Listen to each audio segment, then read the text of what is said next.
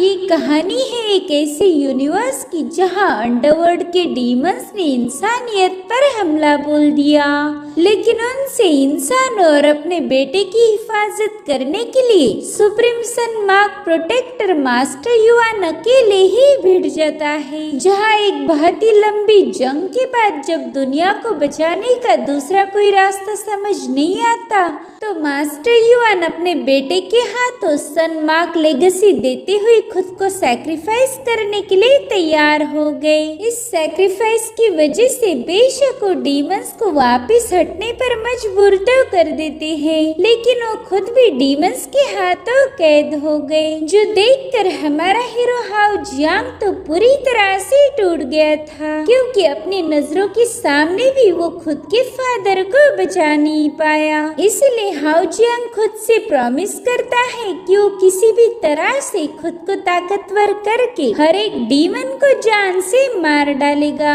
ताकि वो अपने फादर को वापस ला सके। जिसके साथ ही हाउ जियांग का ये नया सफर शुरू हो गया।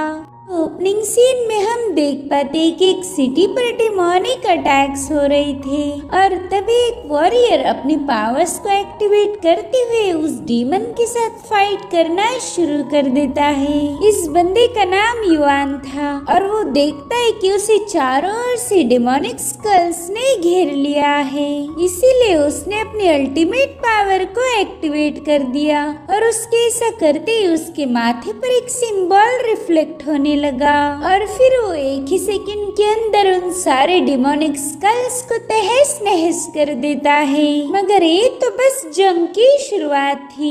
युआन कहने लगा कि फाइनली इसने मुझे ढूंढ ही लिया।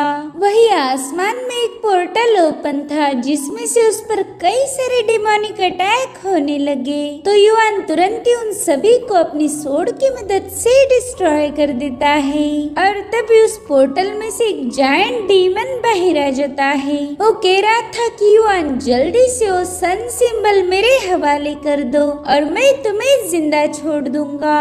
हालांकि युआन उसकी धमकियों से नहीं डरता। वो कहने लगा कि तुम तो बस डीमन के एक क्लोन हो, अगर तुम्हें वाकई मेरा सन सिंबल चाहिए तो अपने रियल फॉर्म को यहाँ भेजो। ये सुनते वो डीमन काफी ज्यादा भड़क गया था। वो कहते ठीक है, अब मरने के लिए तैयार हो जाओ। जिसके बाद वो अपनी डिमोनिक एनर्जी का यूज करते हुए युआन पर मल्टीपल अटैक्स कर देता है। इधर युआन ने भी अपनी पावर्स को एक्टिवेट कर लिया था, जिससे वहाँ पर बहुत ही स्ट्रॉन्ग फॉर्मेशन क्रिएट हो जाता है।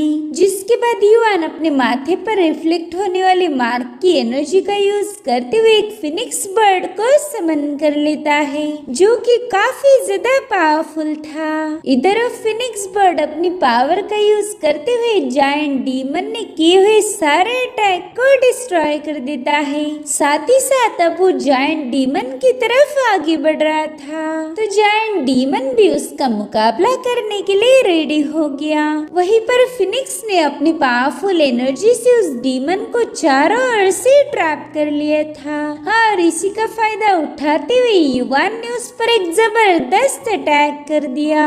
मगर उस जायंट डीमन पर इसका कोई खास असर नहीं होता, उल्टा उसी ने अपनी डिमोनिक एनर्जी को रिलीज करते हुए इन दोनों को काफी पीछे ढकेल दिया। फिनिक्स बर्ड तो सीधा एक बिल्डिंग से हिट होकर डिस्ट्रॉय हो गया। वहीं पर युआन वापस से अपने बिल्डिंग की छत पर पहुंच चुका था।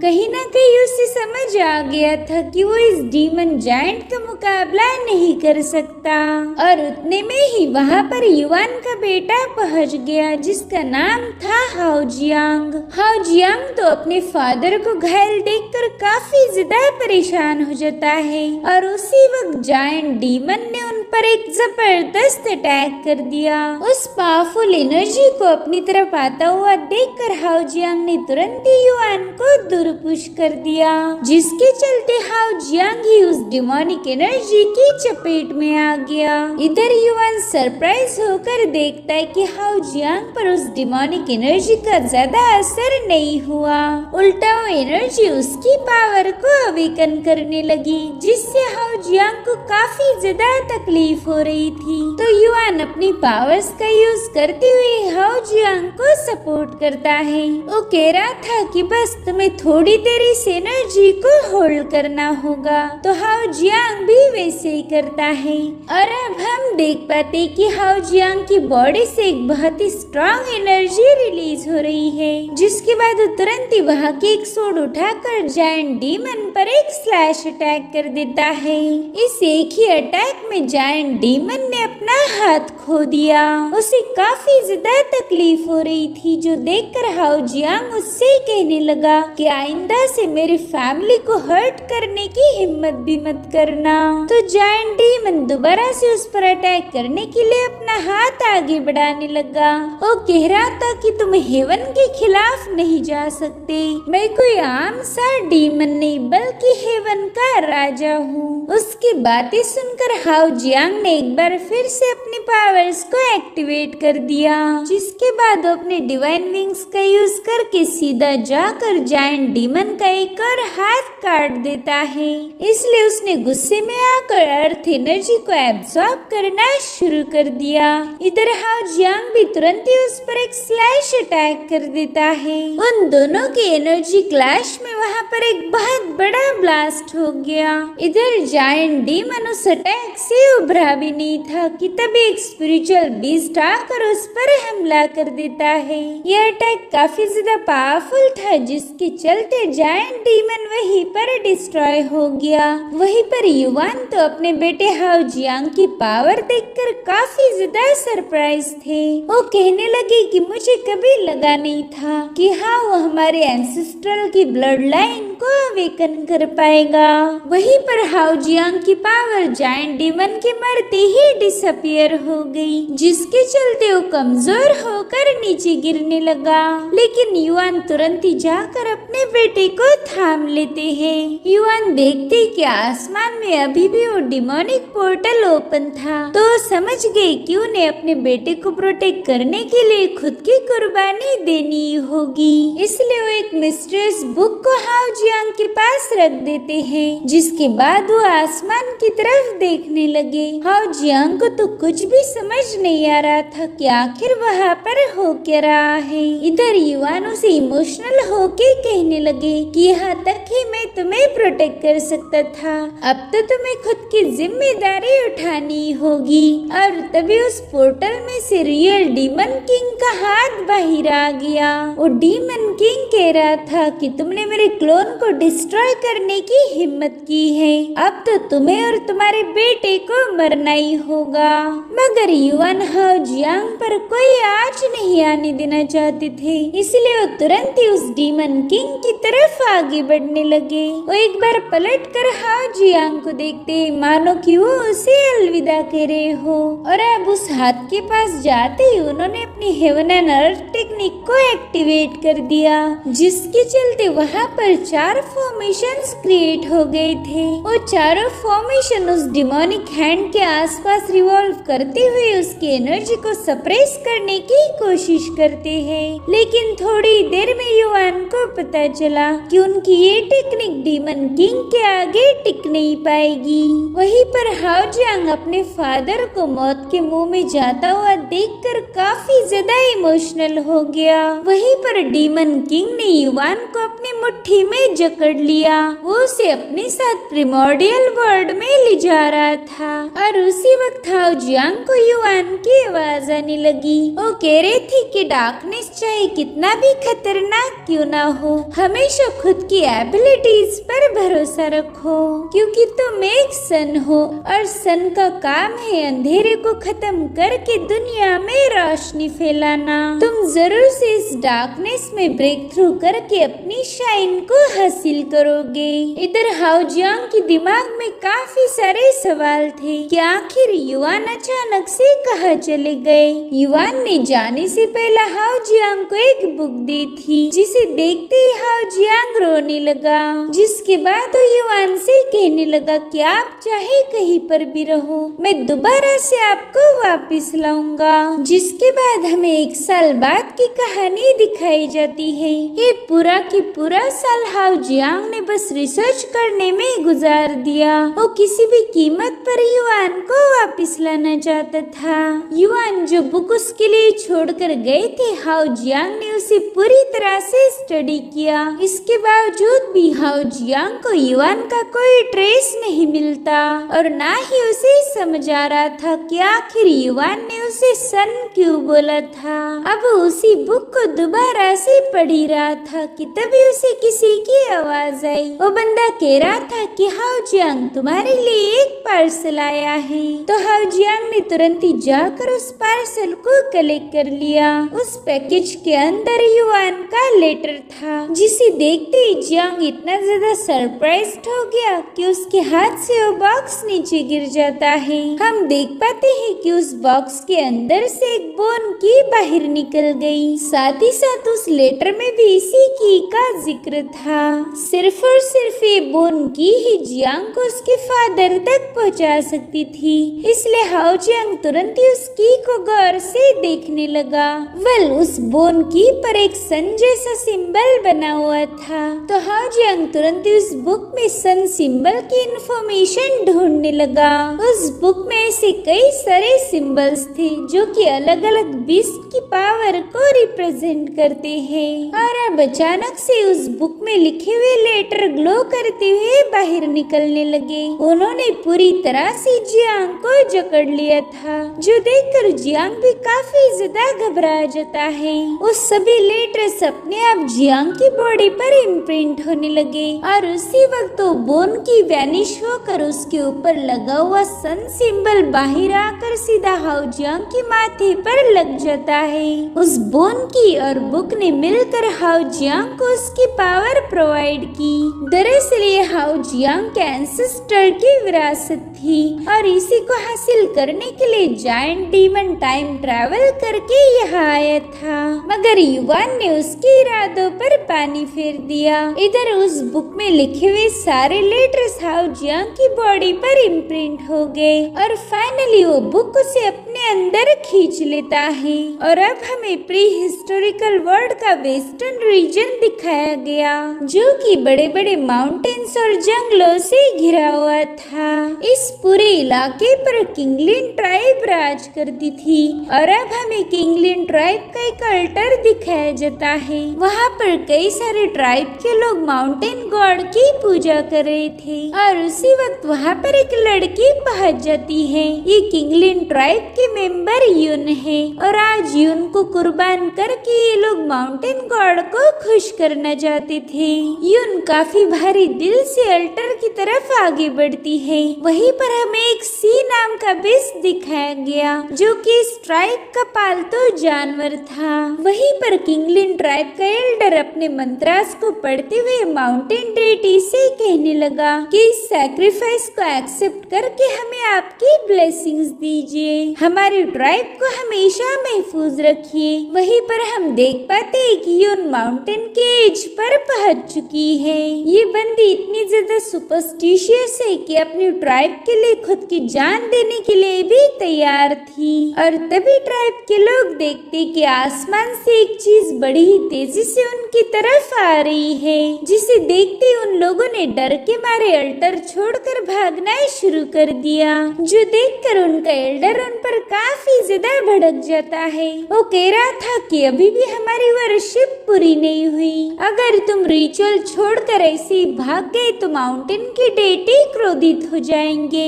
इधर यून को तो ये लग रहा था कि शायद वो रोशनी किसी देवता की होगी, तो तुरंत ही अपने पावर्स को एक्टिवेट करते हुए उस फायर को गौर से ऑब्जर्व करने लगी। वो देखते कि उसमें कोई ह्यूमन ट्रैप है। इधर ट्राइब का एल्डर भी रिचुअल छोड़कर अपनी जान बचाकर भागने लगा। इधर वो बंदा यून के साइड से होते हुए सीधा अल्टर पर जाके हिट हो जाता है, जिससे अल्टर की तो पूरी बैंड बज गई थी। वो क्लैश इतना जबरदस्त था कि वहाँ की सारी जमीन शेक होने लगी। साथ ही साथ उस स्पिरिचुअल बीस्ट का उसका केज भी ब्रेक हो गया था और अब हम देख पाते कि वो रोशनी कोई और नहीं बल्कि हाउ जियांग था, जो कि उस एंशिएंट बुक से टेलीपोर्ट होते हुए प्री हिस्टोरिकल वर्ल्ड में पहुंच चुका था। वो तो उस जगह को देखकर काफी ज्यादा कंफ्यूज हो गया। वो कहता है पता नहीं मैं यहाँ पर कैसे आ गया। इधर यून देख पाती है कि इस बंदे के माथे पर सन मार्क है जो कि सनलाइट को एब्जॉर्ब कर रहा था। अब वो उससे कुछ पूछ पाई इससे पहले ही वहाँ पर सी की एंट्री होती है। उस स्पिरिचुअल बीस्ट ने आते ही अपनी ब्लू हॉर्न से हाउ जियांग पर अटैक करना शुरू कर दिया, तो हाउ जियांग ने अपने साथ साथ यून को भी उसके अटैक से बचा लिया। इधर से उस पर अटैक करने के लिए एक बार फिर से आगे बढ़ने लगा, तो हाउ जियांग तुरंत यून का हाथ पकड़कर वहाँ से भागना शुरू कर देता है, जो देखकर सी ने अपने ब्लू हॉर्न को एक्टिवेट कर दिया। अब उसके ब्लू हॉर्न से बहुत ही तेज रोशनी रिलीज होने लगी, तो हाउ जियांग तुरंत ही यून को साइड में पुश करते हुए इस रोशनी को डॉज कर देता है। इधर से इन दोनों को मारने के लिए आगे बढ़ ही रहा था कि तभी हाउ जियांग ने वहाँ पड़ी बोन सोर्ड को उठा लिया। वहीं पर सी यून पर अपनी पावरफुल एनर्जी रिलीज कर रहा था, जो देखकर हाउ जियांग तुरंत ही उस पर अटैक करने के लिए कूद जाता है। उसने सीधे जाकर सी के पीठ में वो सोर्ड घुसा दी थी, तो सी ने तुरंत ही हाउ जियांग को झटकते हुए नीचे फेंक दिया। उस पर हाउ जियांग के अटैक का कोई असर नहीं हुआ था, तो इस बार हाउ जियांग ने एक बार फिर से उस पर हमला कर दिया। वो देखता है कि उसका वेपन भी ब्रेक हो गया, लेकिन सी पर तो कोई असर नहीं हुआ, यानी कि सी की चमड़ी काफी ज्यादा मोटी थी। अब तो उसके पास कोई वेपन भी नहीं था कि जिसका यूज करके उसी के साथ फाइट कर पाए, इसलिए उसने तुरंत ही अल्टर की तरफ भागना शुरू कर दिया। सी भी बड़ी ही तेजी से उसका पीछा कर रहा था। वो भागते हुए उसी जगह पर पहुंच जाता है जहां पर थोड़ी देर पहला यून खड़ी थी। अब हाउ जियांग के सामने और कोई रास्ता नहीं, वहां से आगे जाने के लिए उसके पास और कोई रास्ता भी नहीं था, इसलिए वो खुद से ही कहने लगा कि शायद आज यहीं पर मेरी मौत हो जाएगी।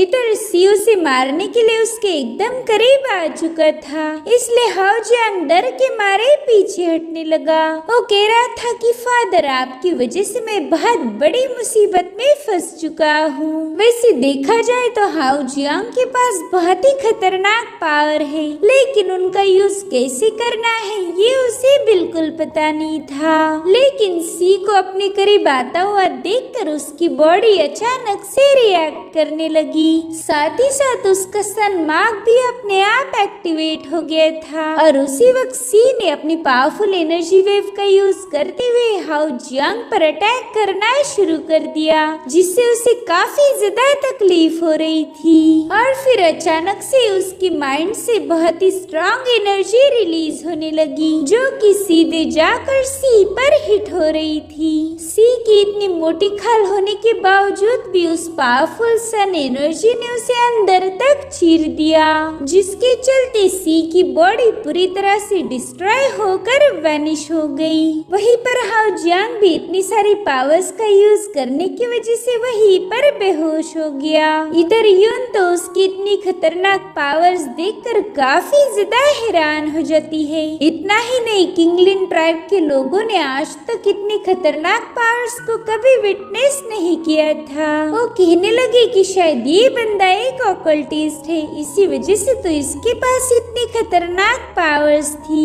ऑकल्टिस्ट उसे कहा जाता था जिसके पास बेशुमार सुपरनेचुरल पावर्स है। वहीं पर हम किंगलिन ट्राइब का एल्डर देखते हैं, जो कि खुद भी एक ऑकल्टिस्ट था।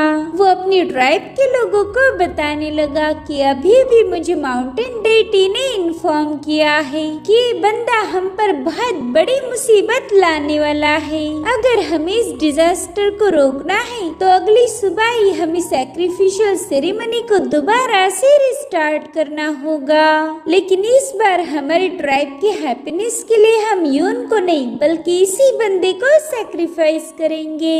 अब अगले सीन में हम देखते हैं कि एक लंबे समय के बाद हाओ जियांग को होश आ गया है। वो किंगलिन ट्राइब को देखकर कंफ्यूज होकर कहने लगा कि पता नहीं मैं ये कहाँ आ गया हूँ। वहीं पर यून उसे क्यूरियस होकर ऑब्जर्व कर रही थी, तो हाओ जियांग का सवाल सुनते ही वो उसे बताने लगी कि फिलहाल तुम वेस्टर्न रीजन के माउंट टाइमो में हो और इस पूरे इलाके पर हमारी किंगलिन ट्राइब राज करती है। और तभी हाओ जियांग घबराते हुए उठ गया, क्योंकि वो देखता है कि उसे तो एक केज में बंद करके रखा था। साथ ही साथ उस केज पर एक मैजिकल स्पेल भी डाला हुआ था, ताकि हाओ जियांग चाहकर भी उससे बाहर ना निकल पाए। जिसके बाद वो घबराते हुए उनसे कहने लगा कि मैं तो तुम लोगों को जानता भी नहीं, फिर मुझे यूं बेवजह कैद क्यों किया गया है। अब जल्दी से मुझे बाहर निकालो वरना अंजाम बुरा होगा। मगर यून से तो उसे कोई रिस्पांस नहीं मिलता, इसलिए वो खुद ही उस केज को ब्रेक करने की कोशिश करने लगता है। लेकिन अब तो उसके पास इतनी भी पावर नहीं थी कि उस केज पर लगे हुए मैजिकल स्पेल को ब्रेक कर पाए। इसलिए वो यून से गुस्से में पूछने लगता है कि बताओ तुम लोगों ने मुझे यहाँ पर कैद क्यों किया है। तो यून जवाब देते हुए उसे बताने लगी कि हमारे क्लैन के पास एक पावरफुल स्पिरिचुअल बीस्ट था, उसके ब्लू हॉर्न में बेशुमार ताकत थी, मगर तुमने उसे एक ही सेकंड में निपटा दिया। इतना ही नहीं, तुमने तो हमारे सैक्रिफाइस सेरेमनी को भी बर्बाद कर दिया, तो इतनी वजह तुम्हें कैद करने के लिए काफी थी। लेकिन हाओ जियांग को तो ये भी याद नहीं था कि वो आखिर इस दुनिया में आया कैसे। तो वो अपने माइंड पर जोर डालते हुए याद करने की कोशिश करने लगा। उसे पता चल गया था कि वो एक टेलीपोर्ट के जरिए यहाँ आया है। साथ ही साथ उसने यून और खुद को बचाने के लिए ही स्पिरिचुअल बीस्ट सी को खत्म कर दिया था। और अब उसे अपने माइंड स्पेस के विजन दिखने लगे, जहाँ पर उस मिस्टीरियस सन सिंबल की पावरफुल एनर्जी उसकी पूरी बॉडी में फ्लो हो रही थी। हाओ जियांग तो अपनी इस नई पावर से काफी ज्यादा खुश था। वो जानता है कि इस सन सिंबल का यूज करते हुए वो अपने फादर को आसानी से बचा लेगा। वहीं पर यूनुस की पावर्स को देखकर काफी ज्यादा हैरान थी। वो कहने लगी कि पहला तो मुझे लोगों की बातों पर बिल्कुल भी यकीन नहीं था, लेकिन अब ये बात कंफर्म हो गई कि तुम एक ऑकल्टिस्ट हो। वहीं पर ऑकल्टिस्ट ये लफ्ज ही हाओ जियांग ने पहली बार सुना था, इसलिए यून के पास जाकर उससे पूछने लगा कि मुझे बताओ इसका मतलब क्या होता है। जिस पर यून जवाब देते हुए कहने लगी कि ऑकल्टिस्ट के माथे पर हमेशा एक मार्क होता है, उसी का यूज करते हुए वो लोग बेशुमार सुपरनेचुरल पावर को एक्सेस कर सकते हैं। और तुम्हारे माथे पर भी ऐसा ही सन सिंबल है, जिसका यूज करते हुए तुम बेशुमार सन की पावर को एब्जॉर्ब कर सकते हो। लेकिन फिलहाल तो रात है, इसलिए तुम अपनी सन सिंबल का यूज नहीं कर पाओगे। हाओ जियांग तो उसकी बातों से काफी ज्यादा कंफ्यूज हो गया, इसलिए वो तुरंत एक स्टिक की मदद से वहाँ की जमीन पर सन की ड्राइंग निकालते हुए उससे पूछने लगा कि बताओ क्या मेरा सिंबल ऐसे ही दिखता है। जिस पर यून जवाब देते हुए कहने लगी कि मैंने तुम्हारा मार्क काफी गौर से देखा था और वो बिल्कुल ऐसा ही दिखता है। यून की बातें सुनकर हाओ जियांग को उस बोन ओरेकल की याद आने लगी, जो कि उसे पार्सल के साथ मिला था। साथ ही साथ मेरे फादर ने मुझे जाने से पहले बताया था कि मैं एक सन हूँ, जो कि किसी भी डार्कनेस को मिटाकर रोशनी कर सकता है। अगर मेरे पास इतनी बेशुमार ताकत है तो भला मैं इस जगह पर ट्रैप क्यों रहूंगा। मुझे जल्दी से यहाँ से निकल कर मेरे फादर की तलाश करनी होगी। वहीं पर यून हाओ जियांग को ख्यालों में खोता हुआ देखकर उससे कहने लगी तुमने इतना ज्यादा नहीं सोचना चाहिए, अब जल्दी से सोने चले जाओ, क्योंकि सवेरा होते ही हम दोनों को सैक्रिफाइस अल्टर पर जाना है। हमारे ट्राइब के लीडर हम दोनों की बलि देकर माउंटेन डेटी से माफी माफी मांगना चाहते हैं। जो सुनते ही हाओ जियांग तो काफी ज्यादा कंफ्यूज हो गया। उसे तो ये समझ नहीं आ रहा था कि लोग बेवजह उसे सैक्रिफाइस क्यों कर रहे हैं। अब अगली सुबह हमें माउंटेन्स का खूबसूरत नजारा दिखाया जाता है। साथ ही साथ किंगलिन ट्राइब के लोग इन दोनों को लेकर सैक्रिफाइस अल्टर की तरफ आगे बढ़ रहे थे। हाओ जियांग सोच रहा था कि अगर मैं अल्टर पर चला गया तो फिर मेरा खेल यहीं पर खत्म हो जाएगा। मुझे तो कुछ भी करके यहाँ से निकलना ही होगा। जब तक अल्टर पे ना पहुँचूं तब तक ही मेरे पास यहाँ से भागने का ऑप्शन है। मगर ट्राइब के लोगों के होते हुए ये काम तो बिल्कुल आसान नहीं होगा। वहीं पर हम किंगलिन ट्राइब के एल्डर को देखते हैं, जो कि अल्टर पर इन्हीं दोनों का इंतजार कर रहा था। उसे लगता है कि आज वो इन दोनों की बलि देकर माउंटेन डेटी को खुश कर देगा।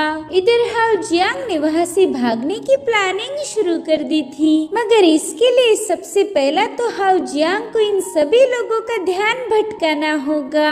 और उसी वक्त सूरज की रोशनी हाओ जियांग के फोरहेड में एंटर कर देती है और इस बार हाओ जियांग को भी उस पावरफुल एनर्जी का एहसास हुआ। वो सोचने लगा कि कल इसी एनर्जी का यूज करके मैंने स्पिरिचुअल बीस्ट को खत्म कर दिया था, मगर फिर रात के समय में दोबारा से पावरलेस हो गया और अभी सोलर पावर मेरी एनर्जी को दोबारा से चार्ज अप कर रही है। इधर यून उससे कहने लगी कि तुम तो हमारे ट्राइब के कपड़ों में काफी ज्यादा हैंडसम लग रहे हो। मगर यून की इस कॉम्प्लीमेंट से हाओ जियांग को बिल्कुल भी खुशी नहीं होती। वो कह रहा था कि मैं एक सैक्रिफाइस मटेरियल हूँ, इसलिए तुम लोगों ने मुझे अच्छे अच्छे कपड़े पहनने को दिए। अगर मैं तुम्हारी ट्राइब के लिए यूजलेस होता तो शायद तुम लोग मुझसे बात भी नहीं करते। यून को उसकी बातें सुनकर काफी ज्यादा बुरा लग रहा था। वो बिल्कुल भी नहीं चाहती थी कि इस बंदे को सैक्रिफाइस किया जाए, लेकिन अपने ट्राइब लीडर के सामने मुंह खोलने की उसकी हिम्मत नहीं थी। वहीं पर हाओ जियांग उस जगह को केयरफुली ऑब्जर्व करने लगा। उसे कुछ भी करके भागने का रास्ता ढूंढना था, लेकिन ट्राइब के लोग तो उसे इधर उधर देखने के लिए भी मना कर देते हैं। और तभी हाओ जियांग के दिमाग में एक आइडिया आया। उसने तुरंत ही अपनी पावर्स को एक्टिवेट करते हुए चुपके से उस जगह पर आग लगानी शुरू कर दी। उस फैलती हुई आग पर ट्राइब के लोगों का बिल्कुल भी ध्यान नहीं था और तभी हुआ जियांग उन लोगों को बताने लगा कि देखो वहाँ पर आग लगी है।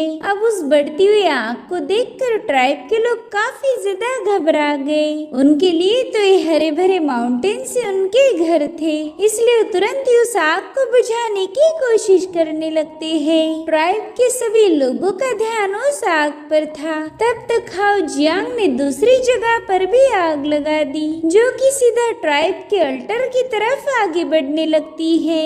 हाओ जियांग ने बड़ी ही चालाकी से अल्टर की तरफ जाने का रास्ता ब्लॉक कर दिया था, जिसके बाद वो तुरंत ही वहाँ से भागना शुरू कर देता है। तो यून भी उसका पीछा करते हुए कहने लगी कि तुम यहाँ से भाग नहीं सकते, हमें कुछ भी करके सैक्रिफाइस सेरेमनी को पूरा करना होगा।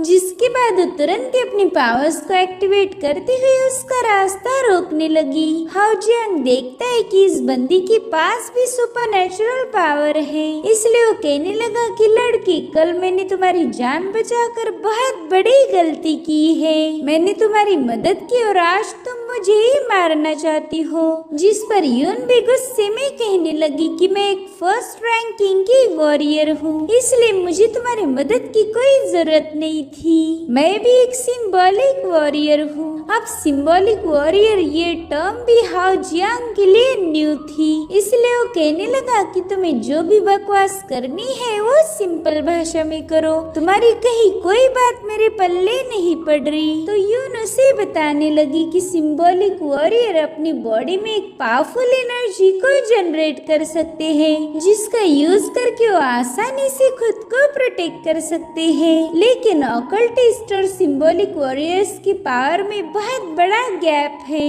ऑकल्टिस्ट हमेशा सिंबॉलिक वॉरियर से ज्यादा पावरफुल होते हैं। ये सुनते ही हाओ जियांग को हंसी आने लगी। वो कह रहा था कि इसका सीधा मतलब ये है कि मैं तुमसे ज्यादा पावरफुल हूँ। अच्छा, तुमने खुद ही होकर मुझे ये सब कुछ बता दिया, वरना मैं तो बेवजह ही तुमसे डर रहा था। जो सुनते ही यून में गुस्से में आकर जमीन पर अपना पाँव पटक दिया। हाउ जियांग देखता है कि इस बंदी ने तो पूरी जमीन को ही शेक कर दिया है। अब इसके साथ तो फाइट करने का कोई मतलब ही नहीं था, इसलिए वो तुरंत ही उसे बाय बाय बोलकर वहाँ से भागने लगा। तो यून भी उसका पीछा करना शुरू कर देती है। इधर हाउ जियांग ज्यादा दूर जा पाई इससे पहले ट्राइब का एल्डर उसके सामने आकर धमक गया।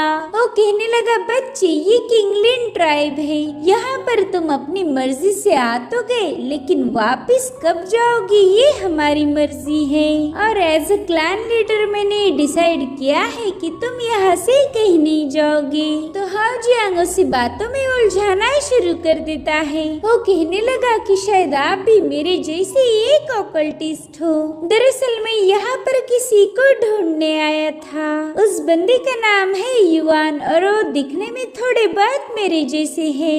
दरअसल उन्हें एक जायंट क्लॉ ने कैप्चर किया था। हाउ जियांग की बातें सुनकर ट्राइब का एल्डर काफी ज्यादा परेशान हो गया। उसे इस मामले में कुछ न कुछ तो जरूर पता था, लेकिन वो इस बारे में कुछ बता पाई इससे पहले हाउ जियांग ने वहाँ से भागना शुरू कर दिया, जो देखकर तो एल्डर काफी ज्यादा भड़क गया था। इसने तो हमें झूठी मूठी कहानी बताकर बेवकूफ बनाया, लेकिन ये भाग भाग के जाएगा कहाँ। इधर हाउ जियांग भागते हुए कह रहा था कि भला मैं तुम्हारी बात क्यों मानूं, तुम तो मुझे क्लिफ से नीचे फेंकने वाले थे, मगर अब तो मेरा साया भी तुम्हारे हाथ नहीं लगेगा। उसकी बातें सुनकर ट्राइब का एल्डर भी अब काफी ज्यादा भड़क गया था, इसलिए वो जल्दी से अपनी स्टिक को जमीन पर हिट करते हुए अपनी पावर्स को रिलीज करना शुरू कर देता है। उसकी पावर अब वुडन थॉर्न में बदलती हुई सीधे हाउ जियांग के पास पहुंच गई।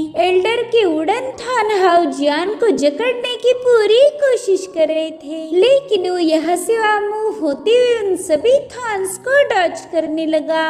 हालांकि उसकी सारी कोशिशें नाकाम हो गई, क्योंकि थोड़ी देर में वुडन थॉर्न्स ने हाउ जियांग के आसपास एक केज बना दिया। तब तक ट्राइब का एल्डर भी अपने कुछ लोगों को लेकर वहाँ पर पहुँच जाता है। हाउ जियांग ने तो उसे देखते ही उस पर हमला कर दिया, लेकिन उस एल्डर ने खुद की जान बचाने के लिए अपने एक बंदे को उस अटैक पर थ्रो कर दिया, जिसके चलते वो अटैक तो डिस्ट्रॉय हो गया, मगर साथ ही साथ वो बंदा भी मारा जाता है। इधर हाउ जियांग तो ये सब देखकर काफी ज्यादा शॉक हो गया था। वो समझ जाता है कि ये बंदा किसी की फिक्र नहीं करता, जिसके बाद हाउ जियांग अपनी पावर्स को शो करते हुए कहने लगा कि मुझसे दूर हट जाओ, वरना मैं तुम सभी को जलाकर राख कर दूंगा। इधर वो लोग भी हाउ जियांग की पावर्स देखकर काफी ज्यादा डरे हुए थे। तभी उनका लीडर उनसे कहने लगा कि मेरा मुंह क्या देख रहे हो, जल्दी से इस बंदे को कैप्चर करो, वरना मेरे हाथों मारे जाओगे। तो लोग भी अपने एल्डर की बात मानते हुए हाउ जियांग पर अटैक करने के लिए आगे बढ़ते हैं। इधर हाउ जियांग उन लोगों को मारना नहीं चाहता था, इसलिए उसने अपने पावर का यूज करते हुए उस जगह पर आग लगा दी, ताकि वो लोग आगे ना बढ़ पाए। साथ ही साथ उसके सन सिंबल ने उस ट्रैप को भी डिस्ट्रॉय कर दिया था, जिससे हाउ जियांग आजाद हो गया। इसीलिए वो अपना पंच शो करते हुए कहने लगा कि अब तो तुम सब के सब मारे जाओगे। तो उसके पंच से बचने के लिए एल्डर ने तुरंत अपनी मैजिकल पावर को एक्टिवेट करते हुए वहाँ पर एक शील्ड क्रिएट कर दी, लेकिन हाउ जियांग ने तो बस एक बार फिर से उन्हें उल्लू बनाया था। वो मौका मिलते ही वहाँ से भागने लगा, जो देखकर एल्डर काफी ज्यादा भड़क जाता है। वो कहने लगा कि तुम्हें कुछ भी करके इस बंदे को कैप्चर करना ही होगा, वरना डेटी का क्रोध झेलने के लिए तैयार हो जाओ। तो अब यूनी हाउ जियांग को कैप्चर करने का जिम्मा उठा लेती है। उसने सीधे आग से छलांग लगाते हुए हाउ जियांग को फॉलो करना शुरू कर दिया। वो कह रही थी कि लड़के जल्दी से वापिस वापस आ जा। तुम जिस दिशा में जा रहे हो वहाँ पर फॉरबिडन एरिया है। मगर हाओ जियांग उसकी बिना सुने सीधे फॉरबिडन एरिया में एंटर कर चुका था। वहीं पर यून फॉरबिडन एरिया की बाउंड्री के पास आकर रुक गई। उसे पता था कि यहाँ से आगे जाना खतरे से खाली नहीं होगा, इसलिए वो जल्दी से उस स्टोन के सामने अपना माथा टेक देती है। वो कह रही थी कि डेटी प्लीज मुझे माफ कर दीजिए, मुझे उस बंदे को कैप्चर करने के लिए फॉरबिडन एरिया में जाना ही होगा। अगर आज उसे पकड़ा नहीं गया तो आगे चलकर वो हमारे क्लैन के लिए खतरा साबित होगा। और अब वो भी ना चाहते हुए ही फॉरबिडन एरिया में एंटर कर देती है। इधर हाओ जियांग भी भागते हुए काफी दूर पहुंच चुका था। उस एरिया को देखकर कहने लगा कि ये जगह तो काफी ज्यादा मिस्टीरियस है। और तभी वो एक रिवर किनारे पहुंच गया जहाँ पर एक विशाल पेड़ पर ग्लोइंग पीच लगा हुआ था। हाओ जियांग ने एंशिएंट बुक में इस फ्रूट के बारे में पहले ही पढ़ रखा था। वो कहने लगा कि ये तो multi coloured peach of immortality है। उस बुक में इस फल के बेनिफिट्स के बारे में ज्यादा कुछ लिखा नहीं था, लेकिन मुझे ऐसा लगता है कि ये फल मेरे बहुत काम आने वाला है। जिसके बाद तुरंत ही उस पेड़ की तरफ रवाना हो गया। दरअसल उस रिवर में एक स्नेक बीस्ट था जिसका काम है इस फ्रूट को गार्ड करना। वहीं पर हाओ जियांग उस पेड़ पर क्लाइंब करने में इतना बिजी था कि उसका उस बीस्ट पर ध्यान ही नहीं जाता। वो बड़ी मशक्कत करने के बाद उस फ्रूट के पास पहुंच चुका था, जिसके बाद उसे प्लक करने की कोशिश करता है। मगर हाओ जियांग का हाथ वहाँ पर पहुँच नहीं पा रहा था और इसी का फायदा उठाते हुए वो बीस्ट सीधा उसके सामने आ गया। हाओ जियांग तो उसे देखकर काफी ज्यादा डर गया था। वेल इसका नाम था ब्लड फायर स्नेक बीस्ट। वो हाओ जियांग पर चिल्लाते हुए उसे आगाह करने लगा कि उसने इस फ्रूट से दूर रहना चाहिए। मगर हाओ जियांग कहाँ ही उसकी सुनने वाला था। उसने सीधे जाकर उस फ्रूट पर छलांग लगा दी, जिसके चलते वो सीधा जाकर रिवर में गिर गया। साथ ही उसने उस फ्रूट को भी कलेक्ट कर लिया था, जो देखकर ब्लड फायर स्नेक बीस्ट ने तुरंत ही उसका पीछा करना शुरू कर दिया। वो हाओ जियांग का रास्ता रोकने के लिए वहाँ पर पानी की एक बहुत बड़ी दीवार खड़ी कर देता है। हाओ जियांग को तो कोई आइडिया ही नहीं था कि आखिर वो बीस्ट उस पर अटैक क्यों कर रहा है। जिसके बाद उसने तुरंत ही उस रिवर से बाहर छलांग लगा दी। वो कहने लगा कि शायद स्नेक बीस्ट इस स्पीच की वजह से ही मेरा पीछा कर रहा है। तब तक यून भी वहाँ पर पहुँच चुकी थी। वो देखती कि हाओ जियांग ने ब्लड फायर स्नेक बीस्ट को उकसा दिया है, इसलिए वो हाओ जियांग को पीछे हटने के लिए बताकर सीधा जाकर स्नेक बीस्ट पर अटैक कर देती है। मगर वो स्नेक बीस्ट काफी ज्यादा पावरफुल था, तो उसकी पावरफुल ऑरा की वजह से यून ही उल्टा घायल होकर नीचे पटक गई। इधर हाओ जियांग तुरंत ही उसे संभालने के लिए पहुंच जाता है। वो कहने लगा कि थोड़ी देर पहले तुम मुझे मारना चाहती थी और अब तुमने खुद ही होकर मेरी जान बचा ली। मुझे तो ये समझ नहीं आ रहा कि तुम मेरी दोस्त हो या दुश्मन। तो यून उसका हाथ झटकते हुए कहने लगी कि मैं तुम्हें मरने नहीं दे सकती। मुझे किसी भी कीमत पर तुम्हें वापस से सैक्रिफाइस अल्टर पर ले जाना होगा ताकि हमारे एल्डर तुम्हारी बलि दे पाए। जिस पर हाओ जियांग कहने लगा कि मैंने कभी सोचा नहीं था कि तुम इतनी ज्यादा ईमानदार हो। तुम तो अपनी ट्राइब के लिए कुछ भी कर सकती हो। इधर ब्लड फायर स्नेक बीस्ट उनके सामने आ चुका था और अब उसे गौर से देखने के बाद हाओ जियांग को याद आता है कि उसने एंशिएंट बुक में इसके बारे में पढ़ा हुआ था। इधर यून कहने लगी कि ये सांप बहुत ज्यादा खतरनाक है, इसलिए तुम जल्दी से यहाँ से भाग जाओ और तब तक मैं इसे होल्ड करती हूँ। वहीं पर स्नेक बीस्ट ने उस फ्रूट को हासिल करने के लिए तुरंत ही इन लोगों पर अटैक करना शुरू कर दिया था। तो यून ने भी अपनी पावर्स को एक्टिवेट करते हुए सीधे जाकर उसके मुंह पर एक जोरदार लात जड़ दी। हालांकि स्नेक बीस्ट पर इसका कोई असर नहीं होता, मगर यून ने दोबारा से उस पर छलांग लगा दी। वो कह रही थी कि वॉरियर्स का काम है ऑकल्टिस्ट की हिफाजत करना। जिसके बाद वो एक बार फिर से स्नेक बीस्ट के मुंह पर एक लात मार देती है। साथ ही साथ वो हाउ जियांग से कह रही थी कि तुम एक नंबर के घटिया इंसान हो, लेकिन तुम एक ऑकल्टिस्ट होने की वजह से मुझे तुम्हें प्रोटेक्ट करना ही होगा। अब जल्दी से यहाँ से भाग जाओ। तो हाउ जियांग ने भी उसकी बात मानते हुए तुरंत ही वहाँ से भागना शुरू कर दिया।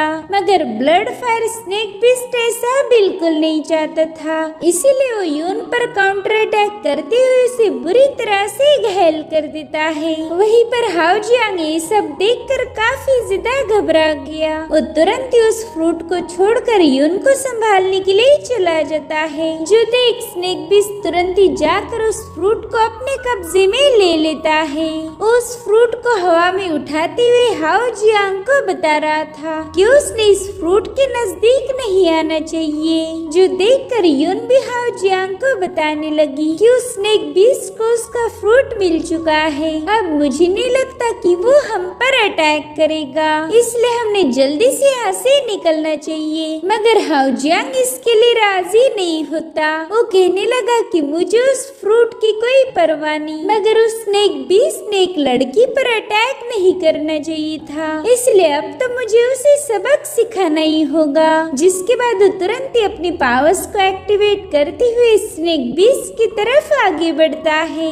इधर ब्लड फायर स्नेक बीस्ट उस फ्रूट को खाने की फिराक में था, मगर उसी वक्त हाउ जियांग छलांग लगाते हुए उसके मुंह का निवाला छीन लेता है। हाउ जियांग ने उस फ्रूट को दोबारा से हासिल कर लिया था, जो देखकर स्नेक बीस्ट उस पर अब पहले से भी ज्यादा भड़क गया। वो हाउ जियांग को निगलने के लिए सीधे उसका पीछा करना शुरू कर देता है। इधर हाउ जियांग यहाँ से वहाँ जंप लगाते हुए अपनी जान जैसे तैसे बचा रहा था। ये दोनों काफी देर से इधर उधर भाग रहे थे, जिसके चलते हाउ जियांग की सांसें फूल गई। वो एक जगह रुक कर गहरी सांसें लेते हुए कहने लगा कि बाप रे बाप, इस बीस्ट ने तो मुझे बुरी तरह से परेशान किया। इधर उस स्नेक बीस्ट का भी सेम वही हाल था। वो भी हाउ जियांग के पीछे भाग भाग के बुरी तरह से थक गया था।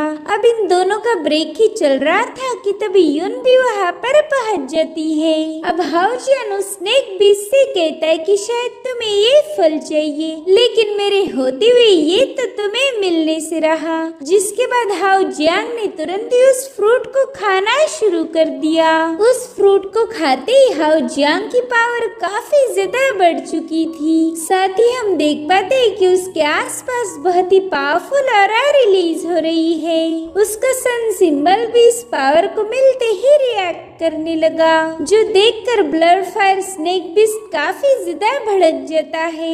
अब उसने भी अपनी अल्टीमेट पावर को एक्टिवेट कर दिया, जिससे उसकी पूरी बॉडी ग्लो करने लगी थी।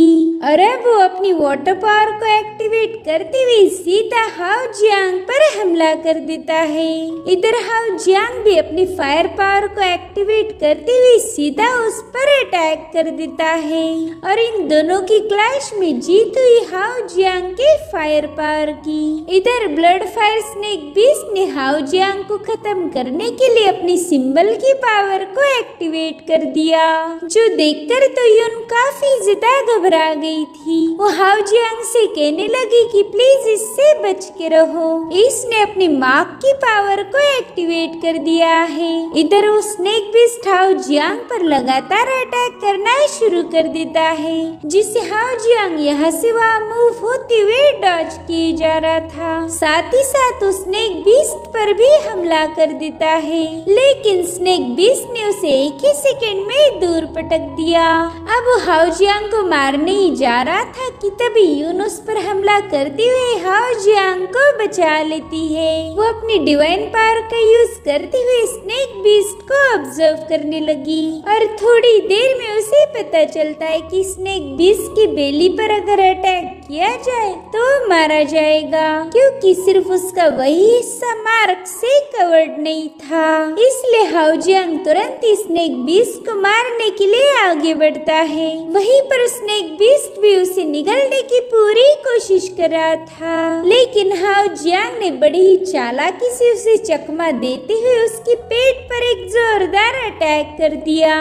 लेकिन इस एक ही अटैक से काम नहीं बनने वाला था, इसलिए वो दोबारा से उस पर हमले करना शुरू कर देता है। स्नेक बीस्ट को तो समझ ही नहीं आ रहा था कि इस बंदे को कैसे कंट्रोल किया जाए। वहीं पर जियांग ने बड़ी ही चालाकी के साथ अपनी फायर पावर का यूज करते हुए उसकी बेली को हिट कर दिया।